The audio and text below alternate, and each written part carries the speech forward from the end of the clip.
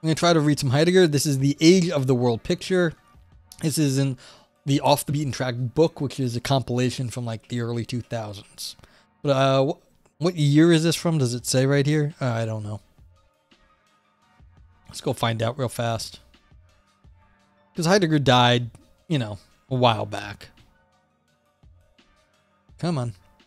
Age of the World Picture from 1938. So. And here we go. As always, feel free to ask me questions. I am not a Heidegger expert, but I have taken some courses in Heidegger, so I know a few things. This is like we were discussing art before in the argument of the work of art. This comes from a year or two later, it looks like. So that was a very Nazi year, yeah. Yeah, and we can get this out of the way quick. Heidegger was a Nazi. He supported the Nazi Party for a long time. Because the Germans are what they are with records, we know that Heidegger paid his Nazi dues up until like a month before the war in Europe ended. So he was literally still paying Nazi dues up until like the last bit of the war. So anyone who at this point is like, oh, Heidegger was like not a Nazi, it's like books got translated a few years ago. Some of his notebooks, no, he was very much in support of the Nazi Party for a long time. He did get disillusioned at a certain point and like he did less political stuff, but like I said, paying his dues up until the last of the war. So yeah. Okay. Yeah, I would love to have a girlfriend, to tell you the truth. I'd love to go have someone I could complain to at this point. It's so many things. Be nice.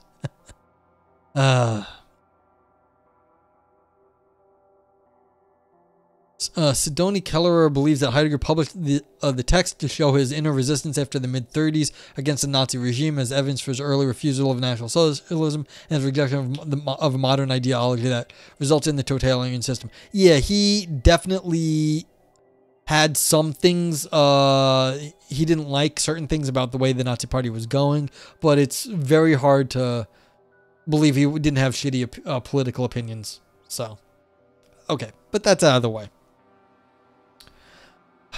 In metaphysics, reflection on the essence of beings and a decision concerning the essence of truth is accomplished. Hey, we're done. It's accomplished. Metaphysics grounds an age in that, through a particular interpretation of beings and through a particular comprehension of truth, it provides that age with the ground of its essential shape. All right, that's fine. It's saying, look, at any given point, there's a way people see themselves, and that's how they understand what it is to be a person at that time. This ground comprehensively governs all decisions distinctive of the age. Conversely, in order for there to be adequate reflection on these phenomena, their metaphysical ground must allow itself to be recognized in them. Yeah, you have to say, well, this is why we're doing what we're doing, because this is how we are, and this is like what grounds our decisions. Reflection is the courage to put up for the question the truth of one's presuppositions and the space of one's own goals. Okay.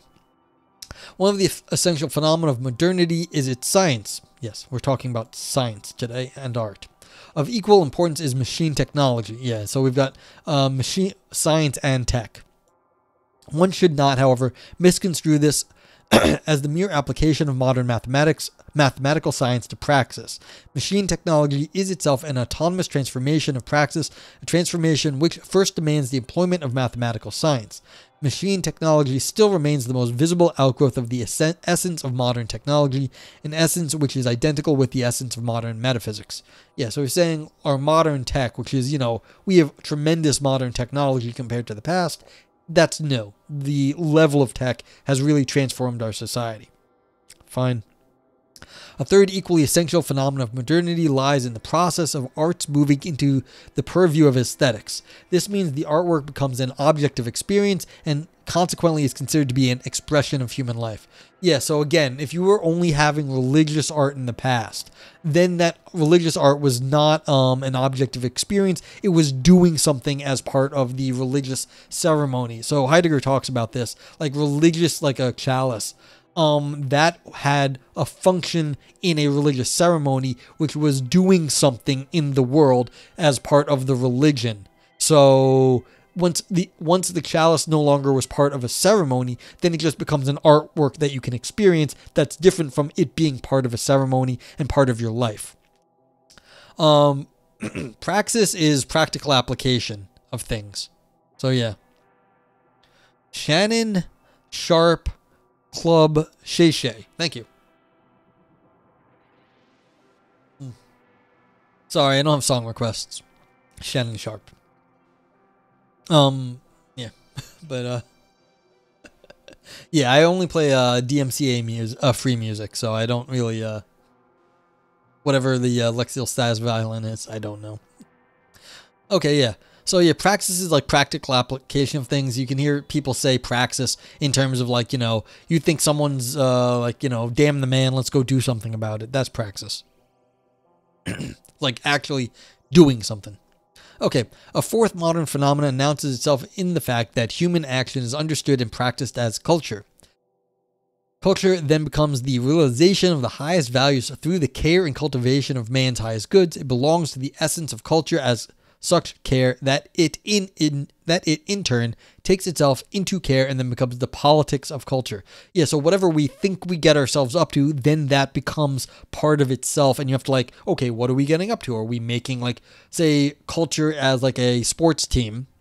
Then the politics of like making stadiums, because here in New York they gave an oodles of money to make a new stadium as like the governor made as a political favor of to one of like the developer or whatever, because she was like friends with him or whatever. And so the culture, like we have our sports, but then it becomes something within the politics of itself that we are supporting the culture, and we spent a ton of money on a stadium, which New York State really didn't need to spend all that amount of money on. Could have used the money someplace else, and instead of subsidizing a billionaire sports owner. Yeah, the translation into German, yeah. Well, the way people use praxis, Tindarios, is not exactly for practice. So there is a use difference in praxis. Okay. It is. Like, it has a special meaning in, like, political philosophy.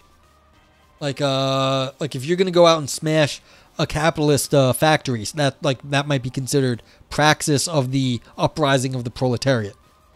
So, yeah, like if that wouldn't be covered under like the English term practice. Like it kind of would, but we wouldn't say it like that. We'd say something else. So in English, it might be a little bit different.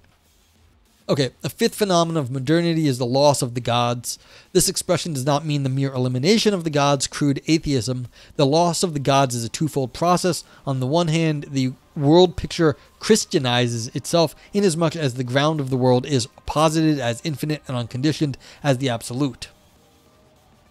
Unreal says, just before I moved to Pittsburgh, they had a referendum. Did the people want to tear down their current dual-use football stadium to build two new ones? The city voted no to a significant degree, so the city council did ignore the vote and did it anyway. Yeah, there's a lot of money in that shit. And that's why I brought it up, because I know that happens a lot around this country. I don't know how it happens maybe for football stadiums around the world, but in the United States, like there's big politics about building these stadiums. Yeah, exactly, Unreal. This has always been a thing, and so that was an example that came to mind. It's like how does culture become political? Well, we decide that certain bits of the culture can be subsidized, and then it gets very messy. Okay, so what I think is happening here is it's saying, look, very few people actually believe hardcore Christianity at the moment. Of course, there's folks that do, but basically, we're still in a post-Christian world. Like, it's still the sort of Christian view. We just don't all believe in Christianity anymore. And so this is, I think, what Heidegger is saying here. And that's a fair sociological assessment.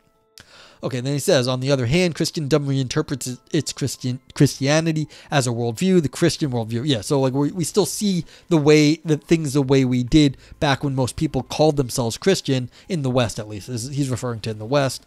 But even if we just don't have God anymore, so there's no God, but we're still viewing the world as we did. Okay, and thus makes itself modern and up to date. The loss of the gods is the condition of indecision about God and the gods. Christianity is chiefly responsible for bringing it about, but loss of the gods is far from excluding religiosity. Rather, it is on its account that the relation to the gods is transformed into religious experience. Yeah, so now you'll hear people talk about spirituality. They won't say I'm religious, I'm just kind of spiritual. So it's like it's transformed into like, okay, you had a relationship between yourself and the Christian God when everyone's Christian here in the West. But like now it's like people say, oh, I'm spiritual, because they don't want to admit to like relation to the Christian God because they don't believe that, but they still feel like that they have religious kinds of experiences. All right, so Heidegger says, when this happens, the gods have fled. The resulting void is filled by the historical and psychological investigation of myth. Yeah, so you have to go in and figure out some story to tell yourself about this shit. Like, what is it about your life that's like, you come up with some mythology for it. So you have to tell yourself a nice story. What conception of beings and what interpretation of truth lies at the basis of these phenomena? We can find the question to the first of the phenomena mentioned above, natural science. And what is the essence of modern science to be found? Okay, so he's going to talk about science. What conception of beings and of truth grounds this essence? If we can manage to come upon the metaphysical ground which provides the foundation of science as a modern phenomenon, then it must be possible to recognize from out of that ground the essence of modernity in general. Okay, so where does science come from? You can see the Kantian flavor of this. It's like we have this thing, but where from is the question? Like, how do we ask this question of modern science? Well, this is like the Kantian turn. We're not like, this is the phenomena. What grounds this thing? It's a very Kantian sort of way of looking at problems. Okay. As we use the word science these days, it means something essentially different from the doctrina and scientia of the Middle Ages, different too from the Greek. I don't know. It looks like epio something or other. Okay. I will give a shout out to the Renaissance mathematicus, who is doing a history of ta physica, from physics from the Greeks to the modern age. He's doing, see if I can just go pull this up.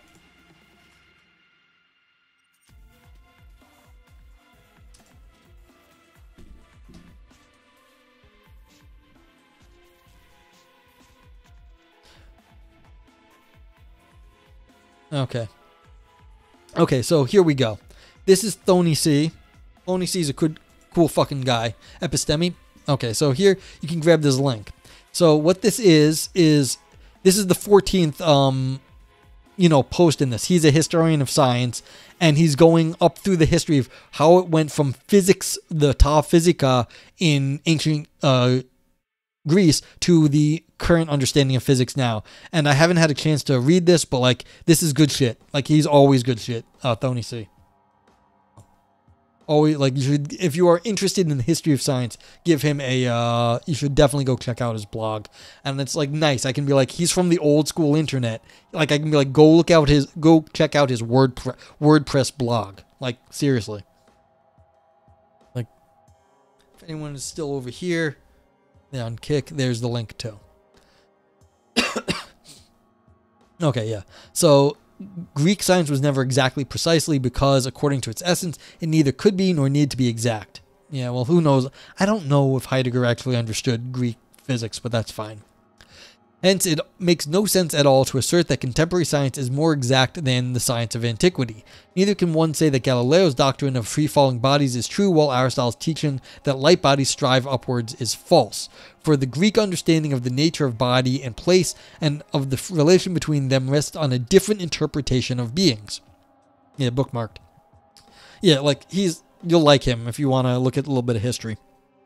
It determines, therefore, a correspondingly different way of seeing and questioning natural occurrences. Okay, so now he's saying, look, Heidegger's saying, look, they had a different understanding of physics because they have a different understanding of the world to begin with, a different entire metaphysics. But you got to remember, Heidegger puts metaphysics first, physics and science second, and so it's like, well, their physics was based on their metaphysics, and so that's why their physics wasn't like wrong, it just was limited to that sort of metaphysics. But it's like, you can't compare them for Heidegger.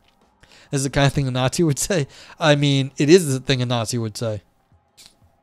No one would presume to say that Shakespeare's poetry is more advanced than that of Aeschylus. It is even more impossible to say that the contemporary understanding of beings is more correct than that of the Greeks. If then we wish to grasp the essence of contemporary science, we must first free ourselves from the habit of comparing modern with older science from the perspective of progress merely in terms of degree. Yeah, so he's saying, look, they were doing something different in the past, and it isn't a clear, like, just increase in scientific knowledge. Something else was happening. So if we want to understand what's going on now, we have to look at the now. It doesn't really help to look at the past. So, I mean, it's not the craziest thesis. Say, if you want to understand modern science, you have to look at modern science. You can't go look at the past because they were doing something fundamentally different. Yeah, well, that's going to happen like a million times when discussing Heidegger, Unreal Brian. Okay, the essence of what is today called science is research. And what does the essence of research consist? It consists in the fact that knowing establishes itself as a procedure within some realm of being in nature or history.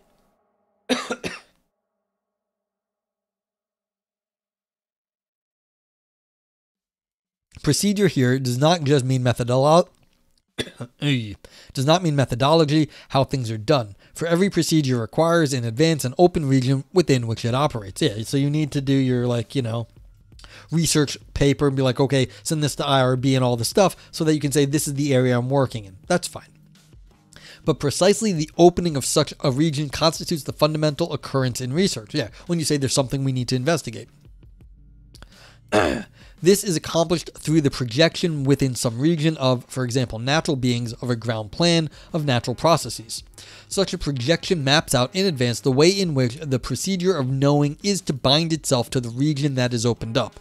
This commitment is the rigor of research. Yeah, so when you put a research proposal for, you say, this is the phenomenon we'll look at and these are my methods. That's basically what he's talking about, it looks like. Through the projection of the ground plan and the prescribing of rigor, procedure secures for itself within the realm of beings its sphere of objects. Yeah, so these are the things I'm going to look at. A glance at its mathematical physics, the earliest of modern sciences, which is at the same time normative for the rest, will make clear what we mean. Insofar as modern atomic physics still remains physics, what is essential, what is all that concerns us here, will be true of it as well. Excuse me. Modern physics is called mathematical because it makes use in a remarkable way of a quite specific kind of mathematics. But it is only able to proceed mathematically because in a deeper sense it is already mathematical. It says ta mathematica means in Greek that which is I don't know.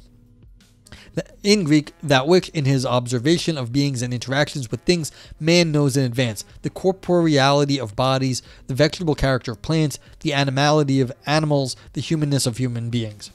Along with these, belonging to the already known, that is mathematical, are the numbers. Yeah, I mean, there's a lot of things you assume in science. We're not investigating a lot of things in science. What you have to hold a bunch of stuff like assumed, and then that's the basis from which you were doing research. So you assume these things. Ta mathemata. Okay. Yeah. When we discover 3 apples on the table, we recognize that there are 3 of them. Yeah, you're not asking about questions when you're asking about what's on the table. You're not asking about numbers when you're asking about how many of something you have. But the number 3, 3-ness, we know already. That is to say, the number of something mathematical is something mathematical. Only because numbers represent, so to speak, the most striking of all the always already known, and therefore the best known instance of the mathematical, is the mathematical, directly reserved as a name for the numerical. The essence of the mathematical, however, is in no way defined in terms of the numerical. Physics is, in general, knowledge of nature. In particular, it is knowledge of material corporeality in motion, for corporeality manifests itself immediately and universally, albeit in different ways, in all natural things. When, therefore, physics assumes an explicitly mathematical form, what this means is the following: that through and for it, in an emphatic way, something is specified in advance as that which is already known. Yeah, so when you're doing mathematical physics, you are assigning a range of like motion that it can have. You knew that. Like when you look for the speed of light, you know how fast light is going to be in some range. You know it's going to be within like the error of what we currently understand it to be. That's not a problem. This specification concerns nothing less than what, for the sought-after knowledge of nature, is henceforth to count as nature, the closed system of spatio-temporally related units of mass. Okay, yeah. So you're always dealing with like mass and light and like energy. So these are the things we're dealing with. Pertaining to this ground plan, in accordance with its prior specification, are to be found, among others, the following definitions. Motion is change of place. No motion or direction of motion takes precedence over any other. Every place is equal to every other. No point in time has precedence over any other. Every force is defined as, that is, nothing but, its consequences as motion within the unity of time, and that means, again, change of place. Every natural event must be viewed in such a way that fits into this ground plan of nature. Only within the perspective of this ground plan does a natural event become visible as such. The ground plan of nature is secured in place in that physical research, and in each step of investigation is obligated to it in advance. This obligation, the rigor of research, has at a given time its own character in keeping with the ground plan. The rigor of mathematical science is exactitude. Every event, if it centers at all into representation as a natural event, is determined in advance as a magnitude of spatiotemporal motion. Yeah, I mean, this is generally what you're doing in physics, is you're measuring magnitudes of some value. And like changes in motion, I guess in quantum physics you might be doing like whether or not like something like, you know, trips your sensor, but that still can be understood as a kind of motion. I mean, motion just means change. Such a determination is achieved by means of numbers and calculation. Mathematical research into nature is not, however, exact because it calculates precisely. Rather, it must calculate precisely because the way it is bound to its domain of objects has the character of exactness. Yeah. So you're not, nature isn't inherently precise because we're using math, but we're using math, so we have precise numbers. So it's like we don't know that nature is actually doing exactly what the numbers say. I mean, we may do research and find out that's what's happening, but the nature of the math itself is always precise. Math doesn't fuck up. One can indeed view living things too as magnitudes of spatiotemporal motion, but what one apprehends is then no longer living. Yeah, if you're talking about your cells, your photons in your body, that's not alive in the way that you are. The inexactness of historical human sciences is not a deficiency, but rather the fulfillment of an essential requirement of this type of research. It is true also that the projecting and the securing of the domain of objects is, in the historical sciences, not only different, but far more difficult to achieve than there is the rigor of the exact sciences. Okay, so he said nothing other than, like, social science is hard. Science becomes research through the projected plan and through the securing of the plan in the rigor of the procedure. Projection and rigor, however, first develop into what they are in method. Method constitutes the second essential character of research. If the projected region is to become objectified, then it must be brought to encounter us in the full multiplicity of its levels and interweavings. What the fuck? Now we're getting messy. Heidegger, why do you do this? Procedure must therefore be free to view the changeableness. Yeah, see, now you see this? Changeableness. That's not a word in English. Probably not in German either. And what it encounters. Yeah, so look, when you do a research, you have methods and then you have to gather the data in the method. That's all that's happening here. Only from within the perspective of the ever-otherness of change does the plenitude of the particular of the facts reveal itself. Yeah, you have to get a whole bunch of statistics and then you understand shit. That's what it is. A plenitude of the particular. Couldn't you just say statistics, Heidegger? You're not that dumb. The facts, however, are to become objective. Procedure must therefore represent the changeable in its changing. It must bring it to stand and yet allow the motion to remain a motion. Yeah, so again, you're doing statistics over many iterations of things, and that's how the motion stays a motion over many occurrences. That the motion isn't some, yeah, and now he goes. The fixedness of the facts and the constancy of their change as such is the rule.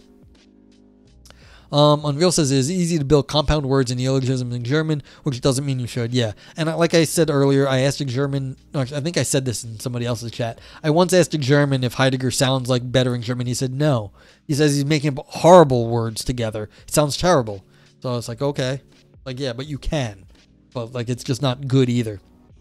Yeah. So even though like there's things that are statistic, like, your rule is statistical, so like you have these things that you have a statistical rule, but like all the change in that, like there's variation, but the fact remains the same, even though the changing still happens, but the fact is the same. Okay. The constancy of change in the necessity of its course is the law. Yeah, so you have a law of nature, and like there's errors within that. That's fine. You think it sounds much better in German? Okay. I mean, there are the terrible neologisms of Heidegger are the ones that I was asking about at the time. And so it was like when I was asking like the trees and stuff like that. He was like, yeah, that doesn't sound, it sounds weird to everybody. But like this, like maybe here, the changeableness, like you can get away with that in English, but it's not good. Okay. Only from the perspective of rule and law do facts become clear as what they are. Research into the facts in the realm of nature is the setting up and confirmation of rule and law. The method by means of which a domain of objects is represented has the character of a clarification from out of the clear of explanation. Sounds way more complicated in English? Okay, yeah, so there's something in the translation that gets hard. Interesting. Explanation always has two sides to it. It accounts for something unknown through something known, and at the same time confirms the known through that unknown. Explanation takes place in investigation. In the natural science, this happens in the experiment, always according to the nature of the field of investigation and the kind of explanation aimed at. However, natural science does not first become research through experiment. It is rather the other way around. Experiment is only possible where knowledge of nature has already transformed itself into research. Yet, you need a measure in order to then research the size of something else. And so once you have a measuring stick, like, so you can imagine my pencil is like 8 inches or like 12 centimeters long or something. And so, you know, once you can use this then to measure other objects, but you have to already set this out as something that's known in order to go measure other stuff. And so then once you have a rule, like a rule or a law of nature, then you're using that law in the same way, but it has to be fixed ahead of time. But then you can do experiments. But like once you have, you need the law to then go see how things actually conform to the law or don't. So yeah, the experiment is only possible where knowledge of nature has already transformed itself into research. You already need some sort of baseline to then go look at the rest of the world. It is only because contemporary physics is a physics that it is essentially mathematical and that it is capable of being experimental. Yeah. So, you know, you need a mathematical law to go like do proper contemporary physics. Since neither the medieval doctrina or nor the Greek episteme. Okay, so it's knowledge, were sciences in the same in the sense of research. There was for them no question of experiment. Empiria, thank you. I guess that's empirical, the root of that. Yeah, so that must have been an experiment for them.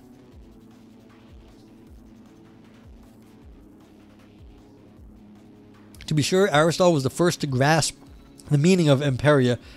So he translates this experientia, the observation of the things themselves, their characteristics and alterations under changing conditions, resulting in knowledge of the way in which they behave as a rule. But observation directed toward knowledge of this kind, the experimentum, is essentially different from that which belongs to science as research, the research experiment. It remains essentially different even where ancient and medieval observation also works with number and measure, and even where it makes use of specific apparatus and instruments. For what is completely absent here is what is decisive about the experiment. This begins with the fundamental postulation of a law.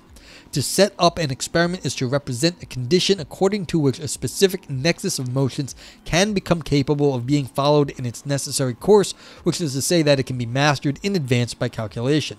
Yeah, so you need a mathematical rule that is general, which Heidegger is claiming they didn't have in the past. The setting up of the law, however, is accomplished with reference to the ground plan of the sphere of objects. This provides a standard and constrains the anticipatory representation of the condition. Such representing with and within which the experiment begins is no arbitrary invention. This is why Newton says, hypotheses non fingo. There's a very famous line from Newton, hypothesis non fingo. The fundamental postulations are not arbitrarily thought up. This is people like this saying it's the idea that like you're not just, do not be petty about your like great thoughts. You do not arbitrarily make up laws. Like that's the thing. You need to have an understanding of the world to make hypotheses. Yeah, that's a good question. I definitely know there's like Spanish speakers who know that stuff, but I can't think of any right now. Okay. They are rather developed out of the ground plan of nature and are sketched into it. Experiment is that method which, in its planning and execution, is supported and guided by what is postulated as fundamental law in order to bring forth the facts which either confirm the law or deny it. It's such confirmation. Yeah. So when the theory of general relativity was being researched, so Einstein came up with it in like 1915, 1916. Then they had to go see if there was an experimental confirmation of it. Well, they had to go actually see. What they did was they went and they had to go get a full solar eclipse, and then they were going to see starlight lensing around the sun. But it had to be a full solar eclipse, otherwise the sunlight would block out the stars that were behind it. But that's what they were able to do. But you had to have the law of nature, the law of general relativity, to be able to confirm it, because that would not have been an experiment which would have even been interesting in Newton's time. So you had to actually bring forth the idea of gravitational lensing in order for the theory of general relativity, that theory of gravity, to supersede Newton's. The more exact the projection of the ground plan of nature, the more exact is the possibility of experiment. Yeah, so that was a more precise, you had to have very precise calculations to get that right. And in fact, they had the calculation, Einstein had the calculations wrong at first. And the reason that the first experiment didn't get the wrong data was it was cloudy that day. And that's literally the only reason that Einstein probably got as famous as he did, was because the first experiment that was able to confirm it did confirm it, but he would have been wrong the first time. And he was basically saved by clouds. Yeah. The often mentioned medieval scholastic Roger Bacon can therefore never be the forerunner of the contemporary experimental researcher, but remains rather merely the successor of Aristotle. For in the meantime, genuine possession of the truth has, through Christianity, been transferred to faith, to the truth preserved in the written word and in church doctrine. The highest knowledge and teaching is theology, considered as interpretation of the divine word of revelation that is recorded in Scripture and proclaimed by the church. Here, knowledge is not research, but rather right understanding of the normative word and of the authorities who proclaim it. For this reason, discussion of the words and doctrinal opinions of the various authorities take precedence in the process of knowledge acquisition in the Middle Ages. The componere scripta et sermones, the argumentum ex verbo, is decisive, and at the same time, the reason why the Platonic and Aristotelian philosophy that had been adopted had to become scholastic dialectic. If then Roger Bacon demands the experimentum as he did, what he means is not the experiment of the science as research, rather he demands, in place of the argumentum ex verbo, the argumentum ex re. Instead of the discussion of doctrinal opinions, observation of the things themselves, in other words, the Aristotelian empiria. Yeah, so he's saying, look, the Middle Ages, it was still a Middle Ages version of the world. It was just he was replacing the arguments with an experiment. But you're still in the Middle Ages arguments in the sense of like understanding doctrine. The modern research experiment is, however, not merely an observation that is more precise in degree and scope. It is rather an essentially different kind of methodology for the verification of law within the framework and in the service of an exact projection of nature. In the historical human sciences, source criticism corresponds to the experiment of physical research. This name covers here the whole range of discovery, examination, verification, evaluation, preservation, and interpretation. It is indeed true that the historical explanation based on source criticism does not subsume the facts under laws and rules, yet it is not reduced to a mere reporting of the facts. As in natural sciences, method in the historical sciences is aimed at presenting the constant and at making history an object. History can only be objectified when it is something past. The constancy of the past, that on the basis of which historical explanation takes into account the unique and diverse in history, is the having always already have been there, that which can be compared. Through the constant comparisons of everything with everything else, the intelligible is worked out, and as the ground plan of history, certified and secured. Okay, so you're still talking about German and Spanish. Yeah, so basically, look, you're still trying to, Heidegger's still trying to figure out what is the current understanding of things. Now he's looking at history saying, well, we have to objectify it to give it like its range of things. So if we look at the history as historical, then we've objectified that, but that doesn't have a mathematical aspect. We're still trying to get a grasp on what is current mathematical physical research. The sphere of historical research extends only as far as the reach of historical explanation. Yeah, there's no math there. The unique, the rare, the simple, in short, the greatness in history is never self-evident and hence remains incapable of explanation. It is not that historical research denies greatness in history, rather it explains it as the exception. In such explanation, the great is measured against the ordinary and and average. There is no other kind of historical explanation as long as explanation means subsuming under the intelligible, and as long as historical science remains research, that is, explanation. Because as research, history projects and objectifies the past as an explicable and surveyable nexus of effects, it demands source criticism as the instrument of objectification. The standards of such criticism alter to the degree that historical science approaches journalism. Yeah, no problem. No, you guys can keep talking. I'm just trying to keep track of what's going on in both chats. And it's like, if you're not talking about this, then that's fine. Like, feel free to talk about like whatever you want. But I just have to. I'm trying to pay attention. As research, every science is based on the projection of a bounded object. Okay, yeah, so just in history, you only are comparing some history, what you consider mundane history, to exceptional history. Now, in current science, he's comparing it to laws. Like, is it within what the law predicts or does not predict? That's what is different here. Okay, as research, every science is based on the projection of a bounded object domain and necessarily possesses, therefore, an individualized character. In developing its projection, yeah, these are the predictions, I think, through its methodology. Moreover, every individual science must focus on a particular field of investigation. This focusing specialization is, however, by no means the dire side effect of the increasing unsurveyability of the results of research. It is not a necessary evil, but rather the essential necessity of science as research. Specialization is not the consequence, but rather the ground of the progress of all research. Research does not, through its methodology, become dispersed into random investigations so as to lose itself in them, for the character of modern science is determined by a third fundamental occurrence, constant activity. Yeah, so again, we're drilling down on things. You're not losing like the physics when you do like a specialized bit of physics. You are drilling down on the phenomena. That's all. That's fine. By this term is to be understood. Yeah, so this is the constant activity. I don't know. That's really not very descriptive there, Heidegger, but whatever. It's probably just the constant activity of specialization. Okay, by this term is to be understood, first of all, that phenomena whereby a science, whether natural or humanistic, in order to achieve proper recognition today as a science, is required to be capable of being institutionalized. Okay, so he's going institutional here. Research is not, however, a constant activity because its work is carried out in institutions. Rather, institutions are necessary because science as intrinsically research has a character of constant activity. Yeah, there's always something else to look at, and so that the looking becomes institutionalized. The methodology through which individual object domains are conquered does not simply amass results. Rather, it uses its results to direct itself towards new procedure.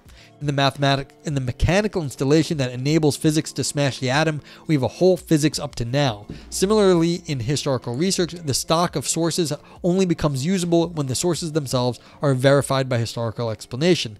In these processes, the methodology of a science is circumscribed by its own results. More and more, methodology adapts itself to the possibilities of procedure it itself opens up. Yeah, so we have new atom smashers because of the atom smashers in the past. We have more powerful microscopes because of the microscopes in the past. Exactly. This having to be based on its own results as the ways and means of a progressing methodology is the essence of the character of research as constant activity. That character, however, is the inner ground for the necessity of its institutional character.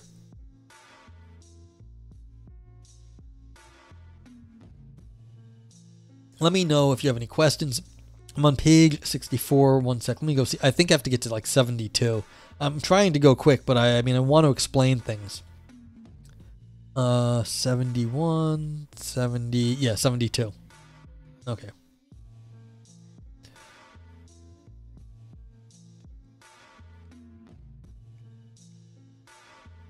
Sorry, I should have just used the jump feature.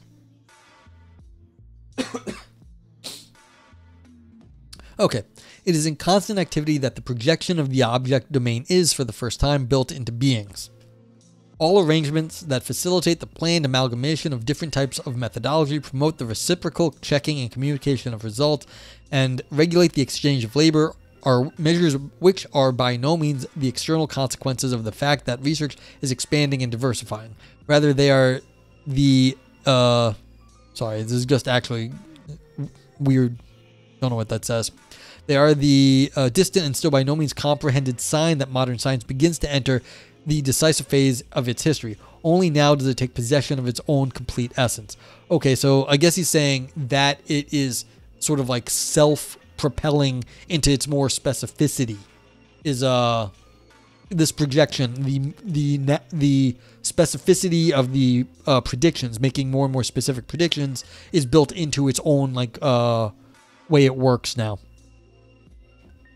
So so this is a Heideggerian move. He's ontologizing right here. He's saying the science itself sort of propagates more science on its own.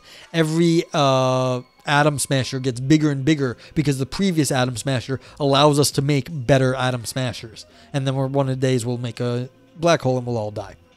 But yeah, so this is sort of like this self increasing thing. It's embiggening. What is going on in the spread and entrenchment of the institutional character of the sciences? Nothing less than the establishment of the precedence of methodology over the beings of nature and history, which at a particular time are objectified into research. Yeah, so now it's the methodology of making more and more atom smashers. What are those? Cyclotrons. And it's not the atoms themselves, it's the cyclotron. That's the science. On the basis of their character as constant activity, the sciences create for themselves the appropriate coherence and unity. For this reason, historical or archaeological research that has become institutionally active is essentially nearer to research in physics that is organized in a similar way than it is to a discipline in its own faculty of humanities which has remained within mere scholarship. The decisive unfolding of the character of modern science as constant activity produces, therefore, a human being of another stamp. The scholar disappears and is replaced by the researcher engaged in research programs. Yes, you are now a cog in the machine. When you are basically working for CERN, which is, I think that's not a bad assessment, probably. These and not the cultivation of scholarship are what places his work at the cutting edge. The researcher no longer needs a library at home. He is morally constantly on the move. He negotiates at conferences and collects information at congresses. He commits himself to publishers' commissions. It is publishers who now determine which books need to be written. Yeah, so you are now in the institutionalization of science and also like politics that decide who gets funding. And I'm sure Heidegger in Nazi German knows he's getting funding, and he pushed out fucking Husserl because, Husserl was Jewish. But he knew that. He happily took Husserl's job, dickhead. From an inner compulsion, and to be fair, people said Heidegger was pretty charming as a person. So, but yeah, besides his Nazi political leanings. From an inner compulsion, the researcher presses forward into the sphere occupied by the figure of, in the essential sense, the technologist. Only in this way can he remain capable of being effective, and only then, in the eyes of his age, is he real. Ivan says, I'm not sure what he means. I think he means that the methodology of the natural science has altered what archaeologists do. They cannot simply read ancient histories, they have to publish and use technology. What he's saying here is that the archaeologist has to reference all the previous, like the established archaeology to understand the new archaeology. So in some sense, the old archaeology, the archaeology that someone is doing now, some researcher, say like Maddie is doing anthropology or whatever, that is based on all the previous research. And once that becomes institutionally taken for granted, that's the natural law in that domain, be it archaeology, be it physics or whatever, then it is reusing its own science as sort of the method by which it goes forward. So it's no longer specific to what one researcher is doing, it's a whole research program. So there's a research program in physics, there's a research program in archaeology, there's research programs, and you are just within the research program. Hannah Arendt had an affair with him for some unfathomable reason. Yeah, apparently he was charming in life, so I don't know. Yeah. Now, they have to publish and use technology, that's true, but it's that you're getting accepted laws within that domain, and then those laws specify the things that can be further researched. So, like I said, you're making more and more atom smashers, more and more cyclotrons to make better theories, but your new theories are based on the ways that the previous atom smashers were made, and so in some sense you're within this loop of a feedback loop of your previous research. It's somewhat similar to Kuhnian normal science. Yeah, sounds very much like your normal science in terms of Kuhn. And how am I doing, Luminance? I was wondering if I were still around. I mean, I don't think he said anything like completely crazy yet, so I think I'm doing okay, but we don't know. I don't know. Yeah. And so once you're in this sort of what is allowable by the physical sciences, the laws, then it becomes it's not up to you what in some sense gets done. It's up to the normal science and like the institutions. Yeah, so I had to make a determinant back. Okay, that's no worries. Yeah, so this is the age of the world picture. From an inner compulsion, the researcher presses forward into the sphere occupied by the figure of, in the essential sense, the technologist. Only in this way can he remain capable of being effective, and only then, in the eyes of his age, is he real. Yeah, you don't want to be a charlatan, not using the laws of science as your age defines them. If I just have made up my own laws of physics, no one would believe me. You have to be using the technology, the laws, in the way that they're understood to be a real scientist. Alongside him, in an increasingly thinner and emptier romanticism of scholarship, and the university will still be able to survive for some time and at certain places. Yeah, so there'll be the rest of us crazy people that are like lagging by. The effective unity and therefore the reality of the university, however, does not lie in the spiritual, intellectual power of the primordial unity of the sciences, a power emanating from the university because nourished and preserved by it. The reality of the university is that it is an establishment which, still in a unique way, on account of its administratively self-contained form, makes possible and visible both the fragmentation of the sciences into specialities and the peculiar unity of constant activity. Because it is in constant activity that the essential forces of modern science becomes immediately and unambiguously effective. It is only self-directed research activities which, proceeding from themselves, can prefigure and establish an inner unity with other appropriate research activities. Yeah, so we've got this institution that sort of guides how this sort of the science governs its laws. But like that's only sort of like the way Heidegger, I think, is saying the universities are limping along. It's sort of like trying to get these things to work together, but it's a little silly. The real system of sciences consists in the coherence of procedure and stance with respect to the objectification of beings in conformity at any given time with planning. Yeah, so you're basically still subject to how the laws of your science govern the world and govern your worldview. The advantage of the system is required to promote. The advantage this system is required to promote is no contrived and rigid unification of the contents of the objective domains. Rather, it is the greatest possible free, though regulated, flexibility in the changing around and initiation of research with respect to whatever are the principal tasks of the moment. Yeah. So the principal tasks, whatever the laws of science are, you have to be able to apply them in that moment. The more exclusively a science becomes focused on the complete carrying out and mastery of its process of working, the more these activities are, without illusion, shifted into research institutes and professional schools for research, then the more irresistibly do the sciences achieve the completion of their modern essence. Okay, so here we go. Science becomes technology. This is good old Heidegger for you. The more unconditionally, however, science and research takes seriously the modern shape of their essence, the more unequivocally and immediately are they themselves able to stand ready to serve the common good, and the more unreservedly, too, will they have to withdraw into the public anonymity of all socially useful work. Yeah, so this is saying, look, once we have made physics into like something that is like law-based, then it becomes in the matter of like public good, you can use it to make like, new medical technology. Once like the large language models, it became out of research, but now we know how to like make large language models. Now it's become, Microsoft's product, and that will be used, in capitalism for like some sort of good, but like capitalistic good. But like, yeah, that's the common good here. In capitalism, it'll just be a capitalistic one. But it's no longer research, it's now self-governing on how to make these large language models. To give a contemporary example. Modern science simultaneously founds and differentiates itself in the projection of particular object domains. These projections are developed by the appropriate methodologies, which are made secure by means of rigor.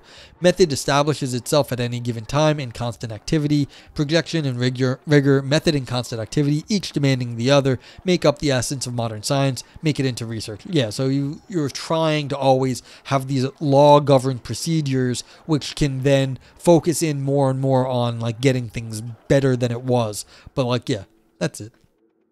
We are reflecting on the essence of modern science in order to discover its metaphysical ground. What understanding of beings and what concept of truth is it that underlies the transformation of science into research?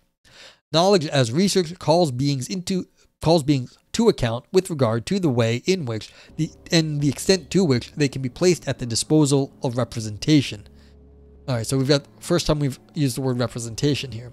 Research has beings at its disposal when it can, through calculation, either predict their future or retrodict their past. Yeah, so this is the thing.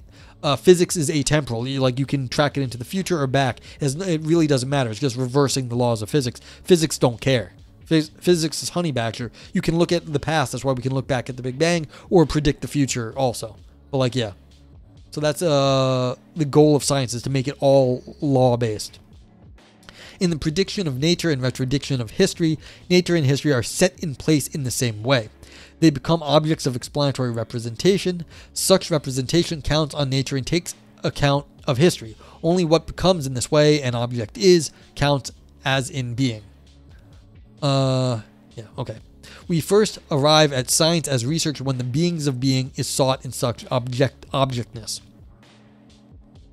The classic German obsession with the unity of sciences. Yeah, they like that. This objectification of beings is accomplished in a setting before or representing, aimed at bringing each being before it in such a way that the man who calculates can be sure, and that means certain, of the being. Science as research first arrives when, and only when, truth has transformed itself into the certainty of representation. Yeah, so like I was saying before, when you have math, you can predict things very accurately because the math is accurate, but the world may not be that way. Now they're saying when you get to the point where the world is as accurate as the math is for some level of accuracy, then you finally have like the level where you have gained mastery over the science, and you can just use it as a technology, it looks like, is what he's getting at. It is in the metaphysics of Descartes that, for the first time, the being is identified as the objectness of representation and the truth as a certainty of representation. Yeah, so when you have a mathematical certainty that this thing is moving as you say it is. Yeah, so this is like Cartesian plane, where you can map out in space the XY coordinates of motion. That's why I think he's referencing Descartes here. The title of his main work reads Meditation, the Meditations on First Philosophy. Don't know what the Greek says, is the term coined by Aristotle for that which later called metaphysics. Yeah, ta metaphysica. The whole of modern physics, Nietzsche included, maintains itself within the interpretation of the being and of truth opened up by Descartes. If now science as research is an essential phenomenon of modernity, it must follow that which constitutes the metaphysical ground of research determines first and long in advance the essence of modernity in general. Drink. Pretty philosophy, yes.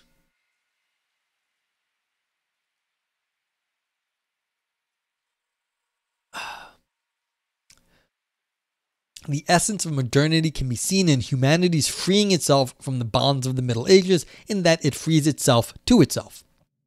But this characterization, though correct, is merely the foreground, and it leads to those mistakes which prevent one from grasping the essential ground of modernity and, proceeding from there, judging the breadth of that essence.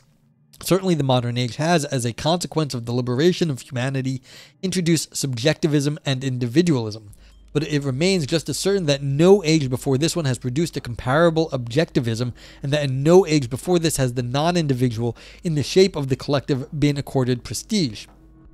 Of the essence here is the necessary interplay between subjectivism and objectivism, but precisely this reciprocal conditioning of the one by the other refers us back to deeper processes. And I don't know what he's going on with here, because all of a sudden we're talking about other things, and I don't know what the subjectivism and objectivism is, but he'll say. What is decisive is not that humanity frees itself from previous bonds, but rather that the essence of humanity altogether transforms itself in that man becomes the subject. To be sure, this word subject must be understood as a translation of the Greek upokeimenon.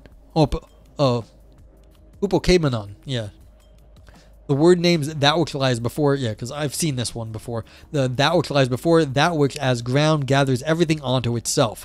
This metaphysical meaning of the concept of the subject has, in the first instance, no special relationship to man and none at all to the I. Okay, yeah, so now it's going to be, I think what he's trying to do is trying to say, well, what are people in this science that is self-propagating, that just kind of makes itself keep going because it always has its own task. And it's not up to us because the science has its own task that's defined by the laws of science. What more can be asked? Who are we with respect to a science of the world that can ask its own questions? When, however, man becomes a primary and genuine subjectum, this means that he becomes the thing upon which every being in its way of being and its truth is founded. Man becomes a referential center of beings as such, but this is only possible when there is a transformation in the understanding of beings as a whole. In what does this transformation manifest itself? What, in accordance with it, is the essence of modernity? Alright, so he's just asking the question here in his roundabout way. When we reflect on the modern age, we inquire after the modern world picture. We characterize this by contrasting it with the world picture of the Middle Ages and of antiquity. But why is that, in interpreting a historical age, we inquire into its world picture? Does every historical epoch have its world picture, have it in such a way indeed so as, from time to time, to concern itself about that picture? Or it is only a modern kind of representing that inquires into a world picture? What is it, a world picture? Obviously a picture of the world. Heidegger's a philosopher. But what is a world? What does picture mean here? World serves here as a name for beings in their entirety. The term is not confined to the cosmos, to nature. History too belongs to the world. But even nature and history interpenetrating in their suffusion and exceeding of each other does not exhaust world. Under this term we also include the world ground, no matter how its relation to the world is thought. Alright, again, he's just blathering on. This doesn't matter. Initially, the word picture makes one think of a copy of something. This would make the world picture, as it were, a painting of beings as a whole. Yeah, this is the book. You can find PDF online, which I did. But this is The Age of the World Picture, which is found in the book that Tindarius linked. The world picture means more than this. We mean by it the world itself, the totality of beings taken as it is for us, as standard, giving, and obligating. Yeah, so again, remember, we've been talking about laws the whole time, and these are the standards and obligations. What can actually be asked and understood in our world, given the laws of nature that we understand it. So this picture is going to be all of our conceptions and of the way we understand that, like the regularities in our universe. So picture means here not a mere imitation, but rather that which sounds in the colloquial expression to be in the picture about something. This means the matter itself stands in the way it stands to us before us. Yeah. So all the ways we understand the world to be regular or law-like, this is what's in our world for us. To put oneself in the picture about something means to place the being itself before one just as the things are within it, and as so placed to keep it permanently before one. Yeah, we are subject to our own laws of nature. So we are in the picture of this way we have come up with the world. But a decisive condition in the essence of the picture is still missing. That we are in the picture about something means not just that being is placed before, represented by us. It means rather that it stands before us together with what belongs to and stands together with it as a system. Yeah, so we are just as much part of the system of laws that govern us. To be in the picture resonates with being well informed, being equipped, and being prepared. Yeah, so we are the ones that, like, we're part of the little institutions of, like, science and stuff. So we have to be informed and equipped and prepared to act on the things we know. Where the world becomes picture, beings as a whole are set in place as that for which man is prepared, that which therefore he correspondingly intends to bring before him, have before him, and thereby, in a decisive sense, place before him. Yeah, so we can only do stuff and bring stuff forth in accordance with the laws we've set out. We don't know how to do things otherwise. Understood in an essential way, the world picture does not mean picture of the world, but rather the world grasped as a picture. Beings as a whole are now taken in such a way that a being is first and only in being insofar as it's set in place by representing, producing humanity. You are now completely lost. Ivan, I don't think so. You should not be. We are governed by the laws of nature. That's what's happening here. We are subject to them. And insofar as we understand that the laws of nature govern us in this worldview, that we are governed by the laws of nature, we can only act in accordance with those laws. We only think in accordance with those laws. That's it. How do we understand ourselves as acting within accordance of the laws of science? That's what we're asking now. What is the picture of humanity as being part of the laws of science that we have in some sense institutionalized and created, but how do we understand ourselves? What is the essence of us in that picture of the laws of nature? That's the question. So whenever we have a world picture, that is this concept of our laws of nature that we are within and that we can affect. An essential decision occurs concerning beings as a whole. The being of beings is sought and found in the representedness of beings. You don't understand the question. Well, how do you understand humanity in this world? That's the question. And you are looking at the world in a scientific point of view. How do you understand the world scientifically? That's all he's asked. Where the laws of nature are institutionalized and govern the kind of physics that can be made. Because we don't control the laws of physics. The laws of physics do limit the sort of questions that are reasonably asked nowadays. Okay. The being of beings is sought and found in the representedness of beings. Okay, so how do we understand ourselves? It's just in this picture of ourselves as in this world of scientific law. Where, however, beings are not interpreted in this way, the world too cannot come into the picture. There can be no world picture. Yeah, so if you don't think about us like this, then it won't look the same. The world is not the same. That beings acquire being in and through representedness make the age in which this occurs a new age distinct from the predecessors. Yeah, so since we understand the world in a scientific way now, it is completely different from the way it was in the past because the science in the past was very different from now. The familiar phrases world picture of modernity and modern world picture say the same thing twice, and they presuppose something that could never before have existed, namely a medieval and ancient world picture. The world picture does not change from an earlier medieval to a modern one. Rather, the world becomes picture at all is what distinguishes the essence of modernity. Yeah, so he's saying it's incomparable to the way they use the term before because our modern science is completely different from before. See this? Heidegger is with you. He's saying we have finally achieved a good science, and that completely breaks us off from the way people understood themselves in the past. We have to understand ourselves in some sense in terms of this good science that's working now. That's what he's asking. For the Middle Ages, by contrast, the being is the ens creatum, that which is created by the personal creator God, who is considered to be the highest cause. Here, to be a being means to belong to a particular rank in the order of created things, and as thus created, to correspond to the cause of creation. Yeah, so you were just a person in God's machine back in the day.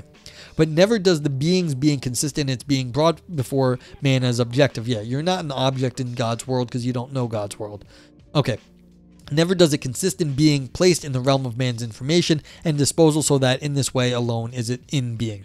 Yeah, because you don't have God's eye view. You just know that God is there in the Middle Ages and controlling the world. So it's the old, you don't know what God's plan is. So you can't place yourself in the world because there is no picture. There is no God's plan. There is the book, but then you have to interpret the Bible. And that's a different problem. The modern interpretation of beings is still further removed from that of the Greeks. One of the oldest expressions of Greek thinking about the being of being reads something in Greek. This statement of Parmenides means the apprehension of beings belongs to being, since it is from being that it is demanded and determined. The being is that which rises up and opens itself, that which, as what is present, comes upon man, that is, upon him who opens himself to what is present in that he apprehends it. Okay, so instead of a god, you've got a personal mission yourself. The being does not acquire being in that man first looks upon it in the sense of representation that has the character of subjective perception. Rather, man is the one who is looked upon by beings, the one who is gathered by opening beings into presencing with them. Yeah, so you've got a personal relationship to the world. It's not God's world, it's just a personal relationship to the world, it sounds like here.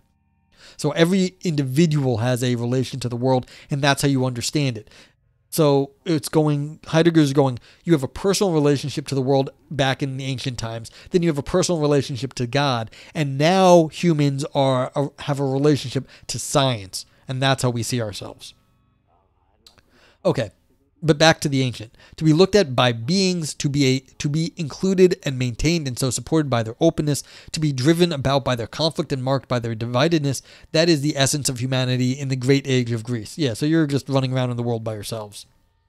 In order to fulfill his essence, therefore, man has to gather and save, catch up and preserve the self-opening and its openness, and he must remain exposed to all of its divisive confusion. Greek humanity is the receiver of beings, which is the reason that in the age of the Greeks, the world can never become picture. Yeah, this is all like Heidegger making shit up, but okay. On the other hand, however, is the fact that the beingness of beings is defined for Plato as eidos, that is appearance of view. This is the presupposition which, long prevailing only mediately, in concealment and long in advance, predestined the world's having to become picture. All right. No one cares about your Platonic interpretation here, Heidegger. Unreal Brian, you're falling asleep off to bed. Yeah, I know. I knew I took too long. I'm at 3 hours. This is ridiculous for me. Good night. Thanks for hanging out so long, Unreal Brian. I'll let Ivan Neo vote for you. Okay. You know how that's going to go. In distinction from the Greek apprehension, modern representing whose signification is first, is only 3 more pages. Is first expressed by the word representatio, means something quite different. Representation here means to bring the present at hand before one as something standing over and against, to relate it to oneself, the representer, and in this relation to force it back to oneself as the norm-giving domain. All right, that's a ridiculous sentence, Heidegger, but whatever. Again, you're just saying, look, we're representing ourselves in terms of our laws of nature that we ourselves created. That's it. Where this happens, man puts himself in the picture concerning beings. When, however, in this way he does this, he places himself in the scene, that is, the sphere of what is generally and publicly represented. And what goes along with this is that man sets himself forth as a scene in which henceforth beings must set themselves before, present themselves, that is to say, in the picture. Man becomes the representative of beings in the sense of the objective. Yeah, so you see yourself as a human in a scientific world. What does that mean? But that is the picture of the world that we understand ourselves in the contemporary sense. It is not related to God, and it's not related to other beings. It's related to the laws of nature. What is new, however, in this occurrence does not at all consist in the fact merely that the position of man in the midst of beings is other than it was for ancient and medieval man. What is decisive is that man specifically takes up this position as one constituted by himself, intentionally maintains it as that taken up by himself, and secures it in place as the basis for a possible development of humanity. Yeah, so we are developing humanity under the laws of nature. We've taken on our understanding of ourselves in relation to what humanity is in relation to the scientific possibilities. Now, for the first time, there exists such a thing as the position of man. Man makes depend on himself the way he is to stand to beings as the objective. Ivan says, Mr. Heidegger, don't make me angry. You wouldn't like me when I'm angry. Oh, we're going to get a car nap smash on this one? Okay. What being what begins is that mode of human being which occupies the realm of human capacity as the domain of measuring and execution for the purpose of mastery of beings as a whole. The age that is determined by this event is not only new in retrospective comparison with what has preceded it, it is new rather in that it explicitly sets itself up as the new. To be new belongs to a world that has become picture. Yeah. So you are no longer in this view of yourself related to other things in the world or related to God, but you are related in this way that you've set up all the laws of nature and you are in the picture of the world of laws of nature that you have created. That's the picturing. If then we wish to clarify the pictorial character of the world as the representedness of beings, then in order fully to grasp the modern essence of representedness, we must send out the original naming power of that worn-out concept, of that word and concept to represent, to put forth and relate to oneself. It is through this that the being comes to stand as an object and so first receives the seal of being. That the world becomes picture is one and the same process whereby in the midst of being, man becomes subject. Yeah, so we are subject to our own laws. But the laws we have created, so that's the representedness in modern world, is that we have created laws which we are then subject to. We have become controlled by our own creation. Only because and insofar as man altogether and essentially has become subject, it is necessary for him to confront, as a consequence, this explicit question: is it as an I that is reduced to its random desires and abandoned to an arbitrary free will, or as the we of society? Is it as individual or as community? Is it as a personal being within the community or as a mere member of the body, corporate? Is it as a state, nation, or people, or as the indifferent humanity of modern man, that man wills and must be that subject which, as the essence of modernity, he already is?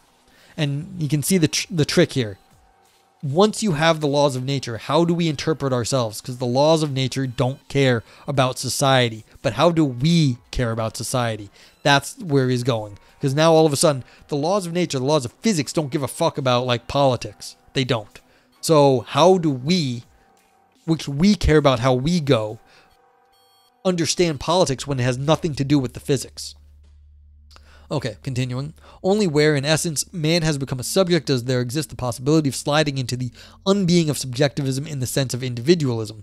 But it is also the case that only where man remains subject does it make any sense to struggle explicitly against individualism for the community as the goal and arena of all achievement and utility. Again, I don't quite know what this subjectivism and individualism means for him, but I do get the problem of that once you're in a scientific worldview, and this is like in the world of physics, how is man supposed to be governed or judged for ourselves? Like, how do we actually have a scientific law of something that there is no science for?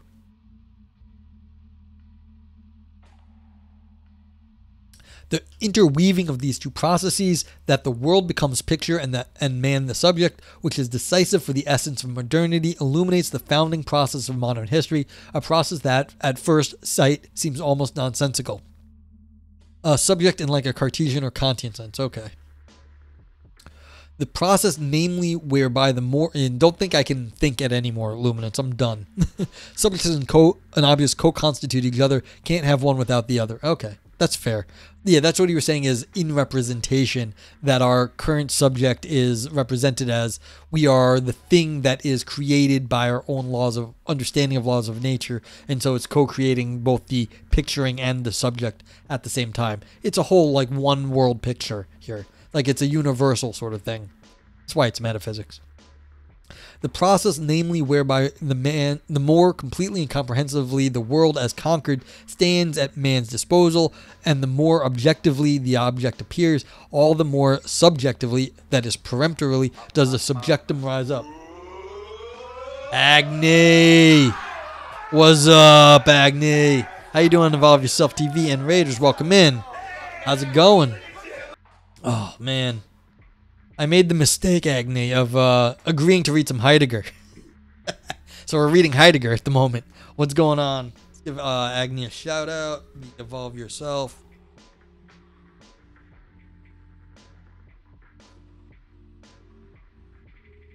Anyone who don't know Agni is he does meditation. He's like a yogi. And but he also does some philosophy, and he's a chess instructor. So a lot of he does guided meditations on stream. And how was your stream, my man? How was it? Hope everything went well. If you did some chess, let me know how the chess went. But yeah, we chatted for a bit, and then I agreed to read Heidegger, and so we're reading Heidegger. Greetings from Switzerland. Hello, Swiss. How's it going? Actually, one of my favorite streamers at the moment, the Daniel Matt, is a Swiss writer. So I actually hang out with people from. I was hanging out with the Swiss person on stream earlier today. It's always fun. Hi from Chicago. Yeah, we got the Chicago people in the house. What the shit? So yeah. Oh man. So this for the Raiders. This is Heidegger. Heidegger is famously hard to interpret, and we're doing metaphysics at the moment because this was asked. We were discussing it. Yeah. Well, don't worry. He's gonna say being way too much here again. And this is the age of the world picture. Basically, what he's saying is, look, if you want to understand humanity now, you have to understand that the world is sort of we have a scientific viewpoint, but the science itself it's kind of out of our control. So it's like it is a science in some sense. It's self-determining. Only when you have science, in like the modern sense, does it sort of there's rules. You can't like just do anything. And so Heidegger's a German. He's dead, thankfully. He was a Nazi. So if anyone asks, like you were talking about Heidegger, you'd be like, he's a Nazi, he's a shithead. But yes, but his metaphysics is interesting. Stream was excellent. That's good to hear. Did chess puzzles, chess games lessons, and then meditations. That's good. Yeah. So he's saying, look, we live in a scientific worldview. The science, in some sense, is self-regulating. You can't just make up science as you want. There are laws to current science. So if you are looking at a world that you think is governed by laws, you place yourself under the laws. You are also governed by the laws. But then this is different from any other time in history because, in the past, you didn't have these laws. How do you understand humanity when you now have created laws and are subject to the laws themselves? This is what he calls representation. When you are standing in you are both standing in a relation to and against that which is like you are represented for. So yeah. He was from the Black Forest, yeah. Yep. Yeah, so we're just talking about how do we understand ourselves when we're in the scientific worldview, because we are now in the scientific worldview. How do we actually understand what's going on? So ask me questions if you have any questions. I will try to explain it. Thankfully, Luminance Bloom is here. He's a much better Heidegger scholar than I am. So okay. So yeah, we're talking about the humans as subject to our own laws that we created. So the process, namely, whereby the more completely and comprehensively the world as conquered, so the laws control everything. So he's talking about stands at man's disposal. Yeah, we can control the laws, but we're also subject to them. And the more objectively the object appears, that's us, we're the object. All the more subjectively does the subjectum rise up, and all the more inexorably too do observations and teachings about the world transform themselves into a doctrine of man, into an anthropology. Yeah, so, okay. So that means like physics is our own anthropology now, how we have even created our own science to make modern life. No wonder that humanism first arises where the world becomes picture. In the great age of the Greeks, however, it was impossible for humanism to gain currency as it was for there to be anything like a world picture. Humanism, therefore, in the narrower historical sense, is nothing but a moral aesthetic anthropology. The name anthropology here does not refer to an investigation of humanity by natural science, neither does it mean the doctrine established within the Christian theology concerning created, fallen, and redeemed humanity. It designates rather that philosophical interpretation of man which explains and evaluates being as a whole from the standpoint of and in relation to man. The ever more exclusive rooting of the interpretation of the world in anthropology, which has set in since the end of the 18th century, finds expression in the fact that man's fundamental relation to beings as a whole is defined as a worldview. Yeah, so now again, once you understand the whole world as unified under laws, then you are looking at humanity in this way, and you're sort of applying the laws in a whole worldview, the full picture of what it is to be human. in the law-like world. Okay, it is since then that this term has entered common usage. As soon as the world becomes picture, so yeah, you've got a worldview and a picture of the world, the position of man is conceived as worldview. It is, to be sure, easy to misunderstand the term worldview, to suppose it to have to do merely with a disengaged contemplation of the world. For this reason, already in the 19th century, it was rightly emphasized that worldview also means, and even means primarily, view of life. The fact that, nonetheless, worldview has asserted itself as the name for the position of man in the midst of beings proves how decisively the world becomes picture as soon as man makes his life as the subject the primary center of reference. This means the being counts as in being only to the degree and extent that it is taken into and referred back to this life that is lived out and become life experience. As every humanism had to remain something unsuited to Greece, so a medieval worldview was an impossibility, and a Catholic worldview is an absurdity. I'm losing it. I'm sorry, but we only got like 2 more pages. Just as for modern man, the more unbounded the way in which he takes charge of the shaping of his essence, everything must, by both necessity and right, become experience, just as certainly the Greeks at the Olympic festivals could never had experiences. Okay, so even in our everyday lives now, what we consider our experiences are still governed by how we view our entire lives as rule governed in this scientific worldview. The Greeks didn't have experiences like this. They may have had like ecstatic relations with the gods and the others around them, but they did not have experiences like we did because our experiences are governed by our scientific understanding of our universe. The fundamental event of modernity is the conquest of the world as picture. From now on, the word picture means the collective image of representing production. You feel like you're Charlie Brown, Heidegger is holding the football for you to kick. Yes, that is one of the things that happens in physics constantly. You think you're going to get some giant payoff, and then it gets whoop, it's gone. Heidegger at least brings something to the table. Most of the time, people can't even fake that they're going to flip the ball away from you. That's usually how it goes. This is at least, he's giving you a way to distinguish modern stuff from the historical, in that you can talk about the nature of science being self-reflexive on itself, which it never was in the past. Yeah. Well, I mean, this is more than you get from other people. He's saying something utterly trivial. It's trivial to you because you're modern. If I asked you, Ivan, what was the difference between the medievals and the ancients compared to modern, what would you have said? I mean, really, like, what's the difference between the way we see ourselves versus the way they see ourselves? They see themselves. Could you answer me that? I mean, I'm sure you can, but I mean, he's saying it in his way. That's all. It's not utterly trivial.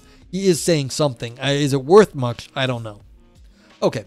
Within this, man fights for the position in which he can be that being who gives to every being the measure and draws up the guidelines. Yeah. So again, the scientific worldview, being the measure and draws up the guidelines. What is it to be a man now?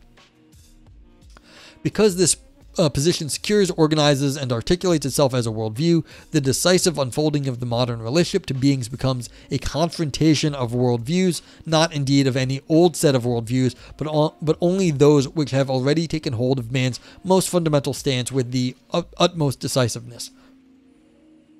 For the sake of this battle of worldviews and according to its meaning, humanity sets in motion, with respect to everything, the unlimited process of calculating, planning, and breeding. Science as research is the indispensable form taken by this self-establishment in the world. It is one of the pathways along which, with a speed unrecognized by those who are involved, modernity races towards the fulfillment of its essence. With this battle of worldviews, modernity first enters the decisive period of its history, and probably one of the most capable of enduring. Yeah, so basically, now that we've kind of set science aside as something that's going to continue on its own, as just a project of like increasing technology, we then can also turn ourselves into this technology where we can just, sort of race forward in ever more whatever it is that we think of ourselves. So we're turning ourselves into a scientific research program in which there are laws that govern ourselves, and then we are then going to ever more refine our understanding of ourselves. I actually think this is kind of crap. I don't know if we can do that. I think he's fallen. Was this before or after his Nietzsche lectures? I think.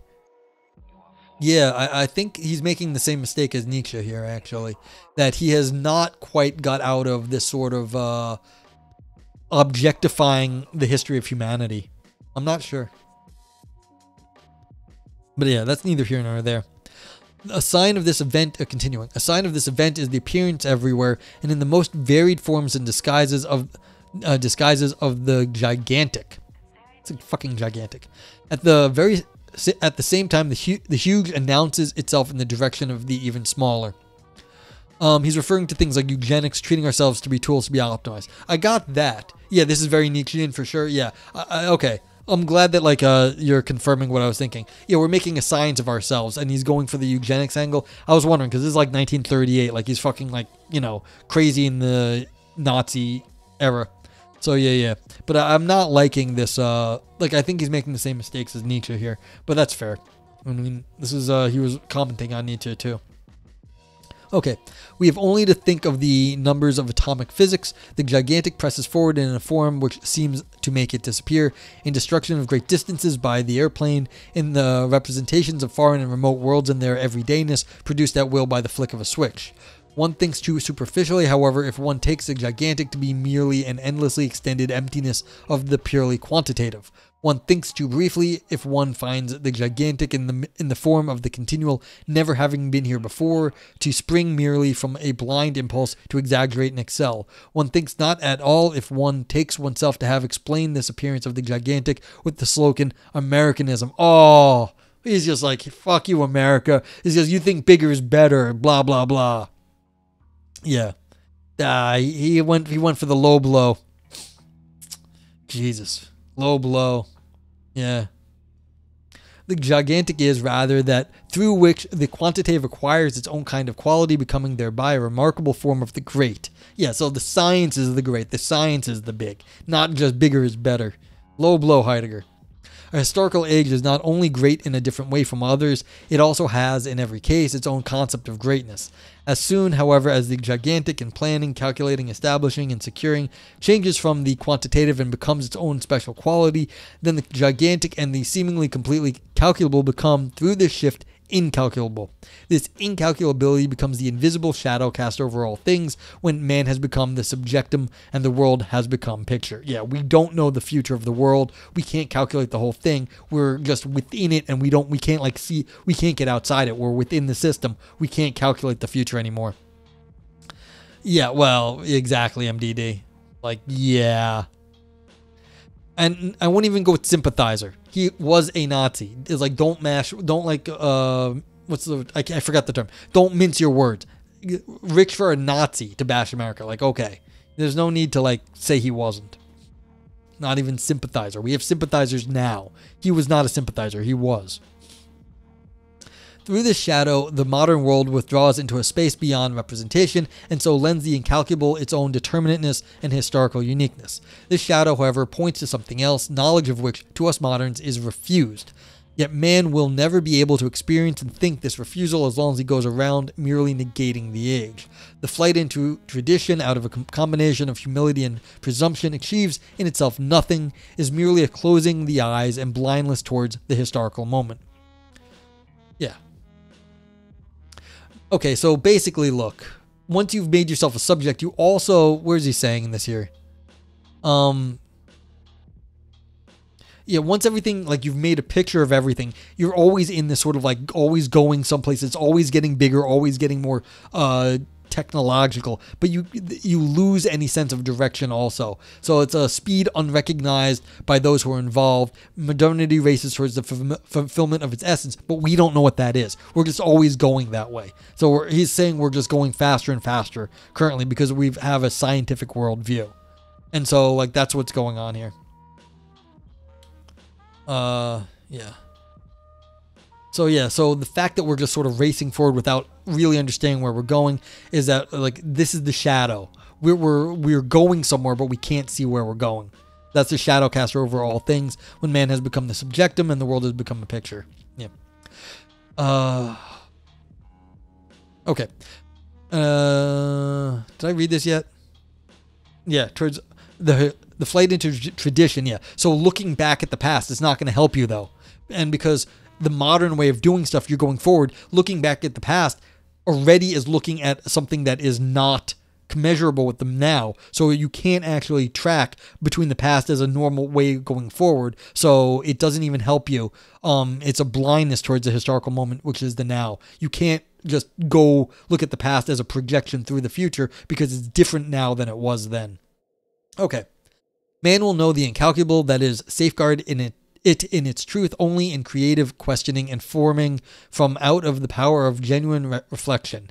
Reflection transports the man of the future into that in between in which he belongs to being and yet amidst beings remains a stranger. Holderlin knew about this. His poem, above which is written to the Germans, closes, quote, "True, narrowly bounded is our lifetime. We see and count numbers of our years, but the years of the peoples, have they been seen by mortal eye? Even if your soul soars in longing beyond its own time, mourning, you linger on the cold shore among your own and know them not." Luna Puppy, welcome in. And that's it. Oh, dearie. Primal Person and Kick, what's up? It's not uncommon to view moving away from religion as progress, but what if the ultimate scientific understanding eventually came to similar conclusions as overlapping religious beliefs?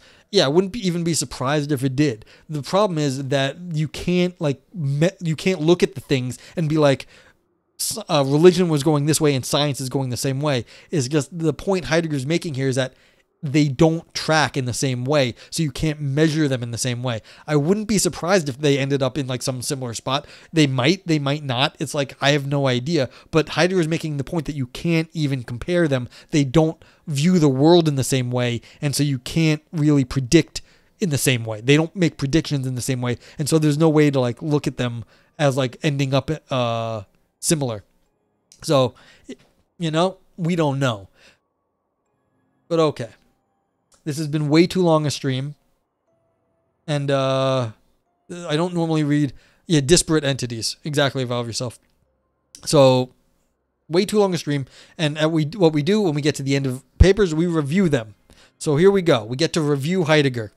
This is the emote review. If you're on well, let's see. Can I even do this? If you are on Kick, which we actually have people on Kick, you can now judge the emote. You can just tell me what you think. But what you do is, like, you can copy these things. So what you do is here. If you thought this was fun and gave you fun ideas, made your brain dance, you type in brain dance, and then you get brain dance. If you think it made big claims that shrivel up, as metaphysics usually does, then you type Nog grapes, because it started off making big claims, what is metaphysics and all this stuff, and then you don't get anywhere. I feel like that's what we're going to get here. So yeah, and you can also use the global emotes, vote yay and vote nay. If you want to jump in on this Primal Person on Kick, feel free, I'll copy it over. But what happens is it gets copied to a website, and then the review will be up for all time. Yeah, so Lumen says, not my favorite Heidegger paper, but also I can't vote against the source of your research. Hey, feel free. Feel free to vote however you want. If this is a vote nay for you, go right ahead. Thank you, Ann. I appreciate you being there. So we got a golden turd. Looks fancy, but still shit underneath. That's fair. How am I going to say this? Yeah, what did we actually come up with? Now, I know Ivan was complaining earlier. I was trying to defend Heidegger, but what did we actually come up with as a substantive conclusion? The only thing that I can say is there is not one for me. You can do a vote yay and vote nay. So that would be an evening it out. So if you do a vote yay and vote nay, that'll be an even out. I don't have a vote meh, unfortunately. I've thought about it, but I'm not sure if it's really worth having a vote meh. Maybe I could just have an MEH on like some in-between color on the yay and nay and meh. So yeah. That's not a bad idea. Maybe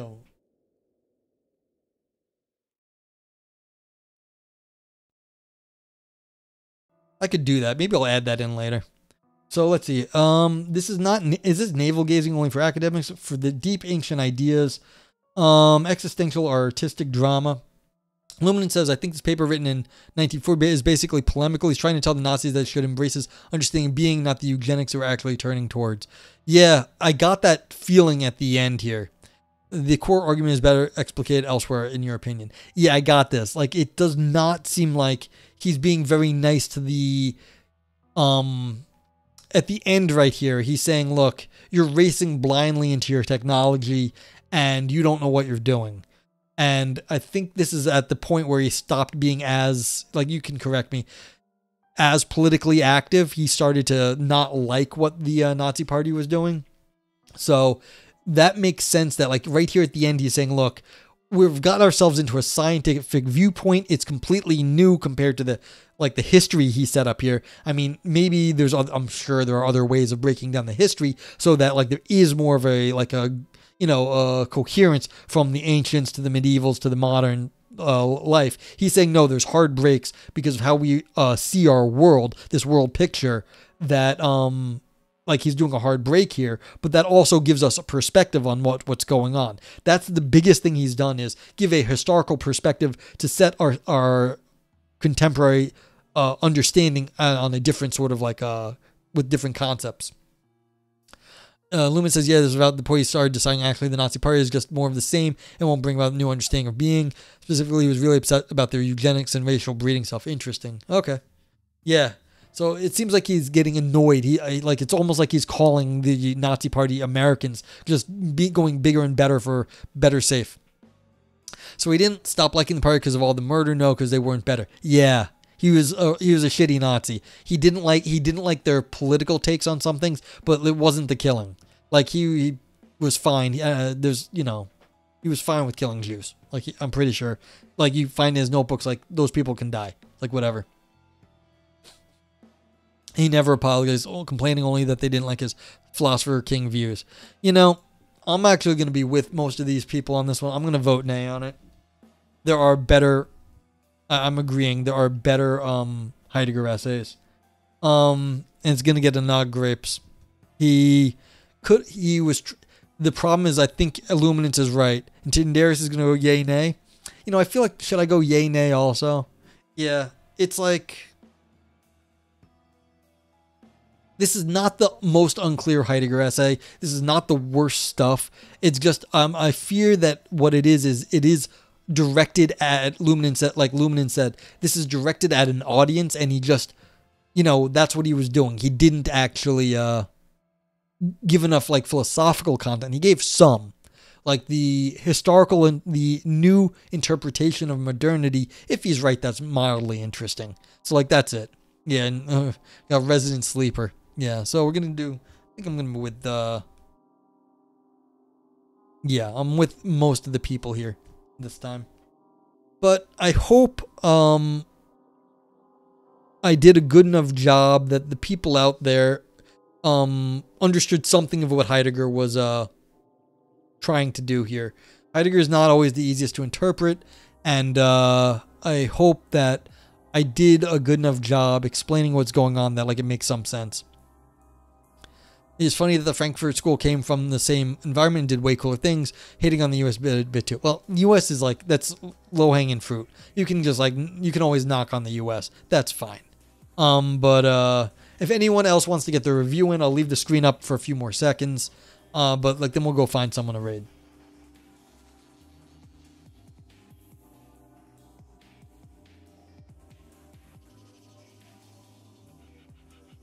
What was the claim that shriveled up? I guess it's a little weak on this one, but like I'm always wanting more from the metaphysics. I mean, I don't feel like this is a golden turd. I didn't think he was trying to be fancy and it was still shit underneath. I feel like it was just a not very good claim in the end. Basically that because it was polemical, it was more that he was claiming to give a more metaphysical thing, and then he just ended up yelling at the Germans. I think that's what it was.